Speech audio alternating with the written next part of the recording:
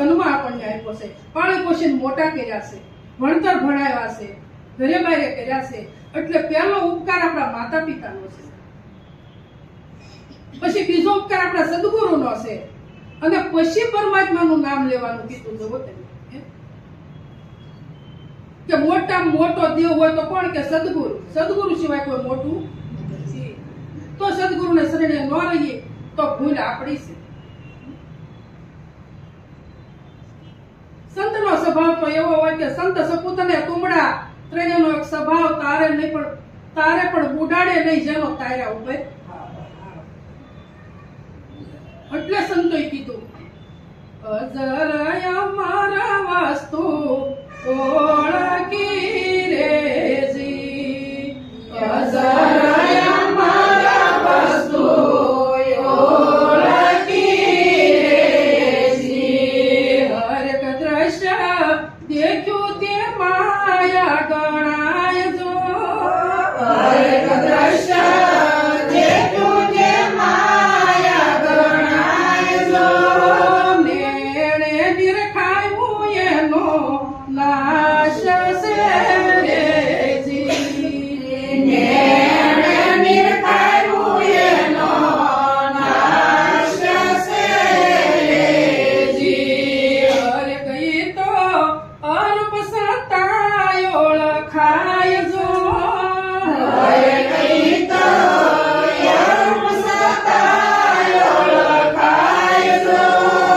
અજરય મારા વસ્તુ ઓળખી રેજી, અજરય મારા વસ્તુ ઓળખી રેજી. વસ્તુ કેવી છે?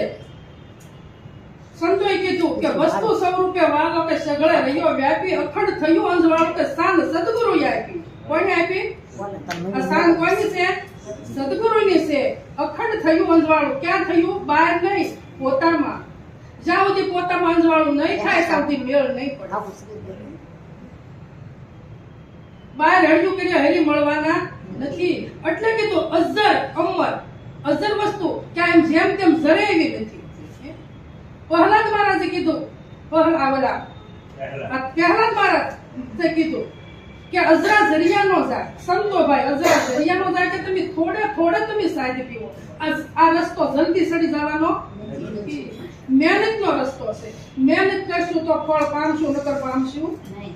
અને નકર અજરા આનો અજરો થઈ જાય પણ જરે એવું વિચાર કરી કરીને બીમાર પડી જાય.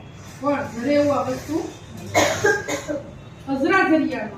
એટલે કીધું અજર અમર વસ્તુ હતી કે આ કોને જરે કે કોઈ મહાપુરુષ હોય ને નિરાજ બાપુ જેવા, એને આ વસ્તુ જરે એવી છે, બીજાને જરે એવી નથી. પણ મહેનત કરીએ તો આપણને જરી જાય. મહેનત કરીએ તો મહેનત કરવી પડે, વાહે પડી જવું પડે. પછી કીધું કે જે દ્રશ્ય દેખું એ માયા ગણે. એ કઈ આંખે દેખો છો? હું તમે બધા કે સાંભળાની આંખે દેખીએ છે. અને નેણે નીર ખાવાનો બધો નાશ હતો કે બધી જ્યાં સુધી આપણી પાસે સર્વસક્ષુ રહે ત્યાં સુધી આપણે જગત દેખાય. પણ જ્યારે આપણી સદગુરુની દ્રષ્ટિએ આપણે નક્કી કરશું તો આપણે જગત દેખાય નહીં. પછી હું કીધું કે અરૂપ સત્તા ઓળખાય. રૂપ વાળો નથી, સત્તા અનુભવ થાય ને. પણ મહેનત કરીએ, મહેનત સિવાય ફળ મળે એવું નથી. પછી કીધું મન બુદ્ધિથી હું તો ન્યારો રહ્યો રેજી, મન બુદ્ધિથી હું તો ન્યારો રહ્યો રેજી. હરે કહું તો વિના ધરણીએ મૂકું પાવજો, હરે કહું તો વિના ધરણીએ મૂકું પાવજો. પાણી વિના રે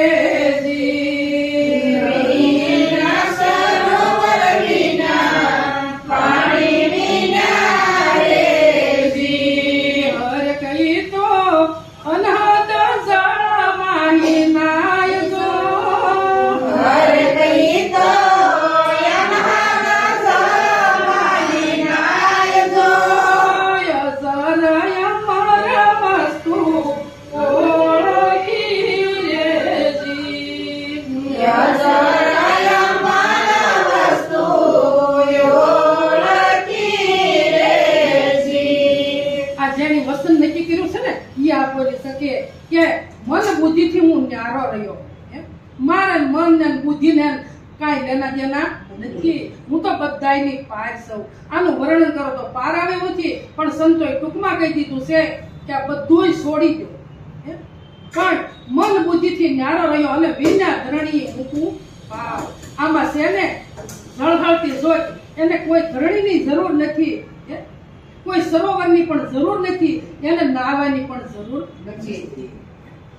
આ વાત સંતોએ કરી છે કે મન બુદ્ધિથી ન્યારો રહ્યો, વિના ધરણીએ ને મૂકું પાર, વિના સરોવર, વિના પાણી વિના, અને પાછું અનહદ જળ માંગી નાખ્યું.